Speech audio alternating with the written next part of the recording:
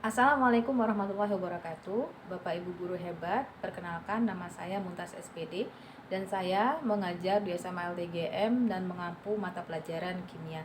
Izinkan kali ini saya berbagi praktik baik tentang pembelajaran ketika mengajar di kelas.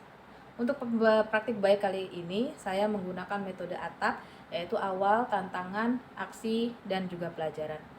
Kali ini saya akan berbagi tentang praktik bagaimana menyelenggarakan asesmen sumatif menggunakan asesmen yang berbeda, teknik yang berbeda, yaitu project, dan berkolaborasi dengan mata pelajaran yang lain.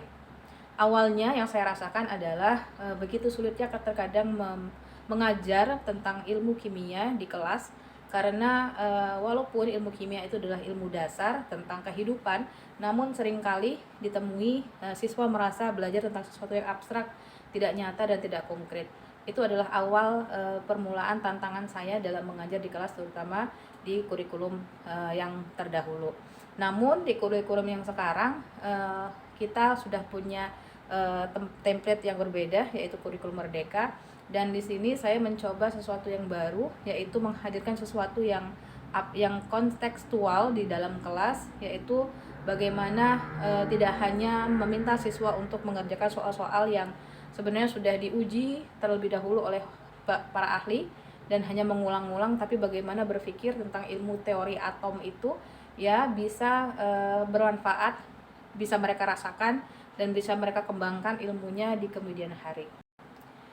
Yang saya lakukan adalah saya berkolaborasi dengan mata pelajaran Bahasa Indonesia, di mana kami mengkombinasikan dua materi, yaitu teori atom dari mata pelajaran saya kimia dan tentang teks eksposisi dari pelajaran Bahasa Indonesia.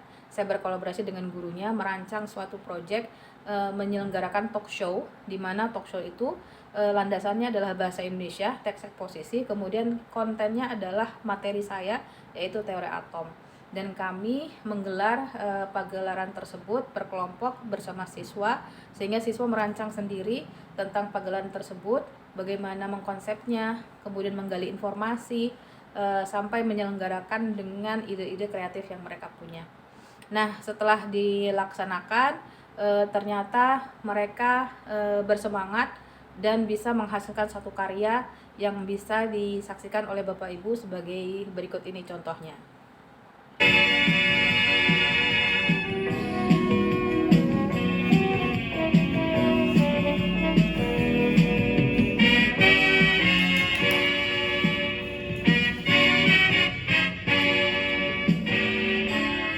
Assalamualaikum warahmatullahi wabarakatuh.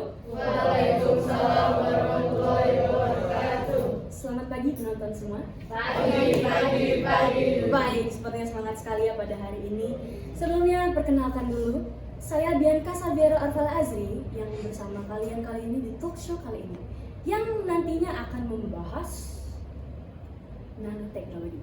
Baiklah, tapi di kesempatan kali ini saya tidak sendiri, karena kita kedatangan dua tamu spesial yang nantinya akan ikut berbincang-bincang serta berbagi pengetahuan dengan kita semua tentang nanoteknologi. Inilah dia, kita sambut M. Abbas Al-Kahfi dan Anissa Syifa Saukia.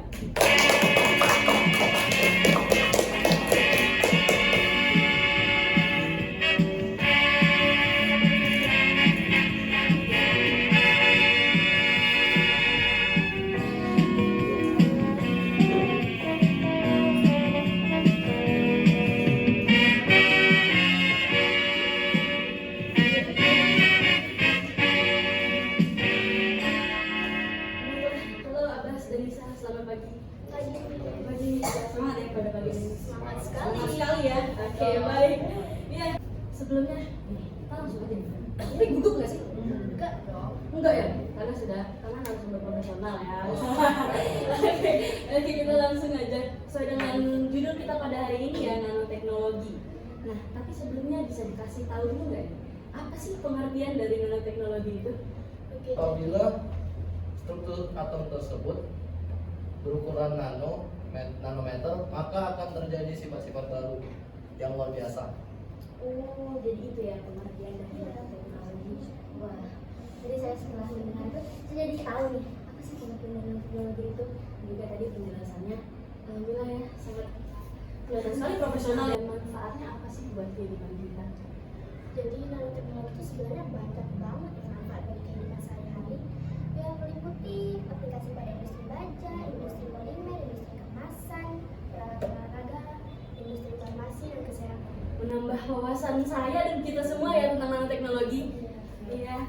Baiklah, mungkin terima kasih Abbas dan Nisa sudah ikut berbincang dan berbagi pengetahuan tentang nanoteknologi bersama kita semua. Semoga kita dapat berjumpa di talk show berikutnya. Ya, terima kasih juga Bian. Oke.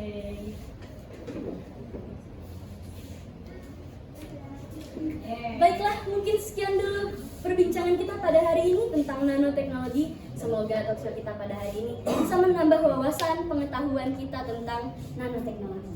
Baiklah, terima kasih. Saya Bianca Sabiara Alfahazri izin pamit undur diri. Kepada Allah saya mohon ampun bila ada salah kata, saya minta maaf. Wassalamualaikum warahmatullahi wabarakatuh.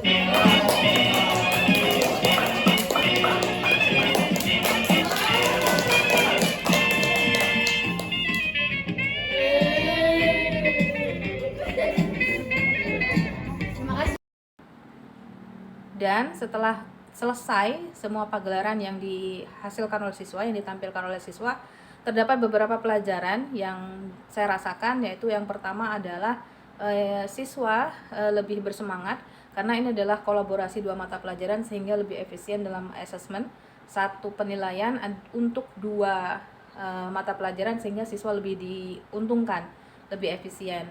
Kemudian yang kedua adalah dalam proyek tersebut siswa merasa lebih kontekstual memaknai materi tersebut, tidak hanya teori yang mereka kerjakan ya, padahal materi teori itu sudah ditemukan oleh para ahli, tapi di sini mereka mencoba untuk mengeksplor gitu apa gunanya belajar materi tentang teori atom. Kemudian sekarang kita kenal dengan nanoteknologi, manfaatnya seperti apa, kedepannya seperti apa. Dan itu mereka pahami sendiri, mereka eksplorasi sendiri sehingga pemahamannya jauh lebih bermakna mereka lakukan dibandingkan hanya belajar dengan mengerjakan soal-soal saja.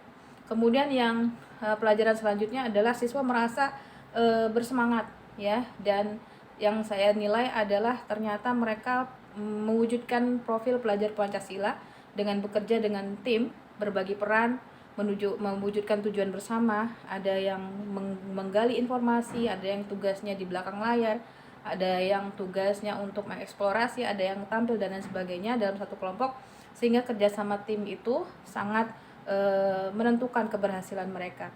Jadi satu asesmen tapi mencakup semua penilaian dari aspek sikap, kognitif, bahkan keterampilannya. Dan semua siswa merasa senang karena punya aktivitas yang bermanfaat terhadap kegiatan tersebut.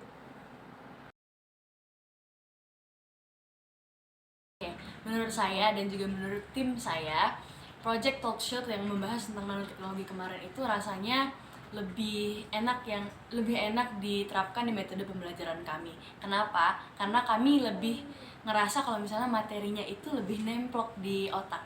Karena kami juga research, lebih banyak nyari-nyari tentang materi itu, lebih banyak. Jadi kami lebih menguasai materi itu. Dan juga yang paling kerasa juga adalah teamworknya, gimana kami bagi-bagi tugasnya dan juga gimana kami ngejalanin tugas kami, peran kami masing-masing di project itu. Gitu sih kalau menurut saya. Demikianlah Bapak Ibu praktik baik yang sudah saya lakukan di dalam kelas, dan alhamdulillah setelah melaksanakan kurikulum Merdeka begitu banyak perubahan yang terjadi. Yang tadinya hanya belajar, hanya mengejar nilai, namun sekarang ada hal-hal tertentu yang ingin dicapai, yaitu bagaimana siswa belajar, tidak hanya belajar teori tapi bagaimana materi itu bisa bermanfaat, kemudian bisa mereka pahami secara kontekstual, tidak hanya hal-hal yang bersifat teoritis saja. Mudah-mudahan bermanfaat bagi kita semua. Terima kasih, sampai jumpa. Wassalamualaikum warahmatullahi wabarakatuh.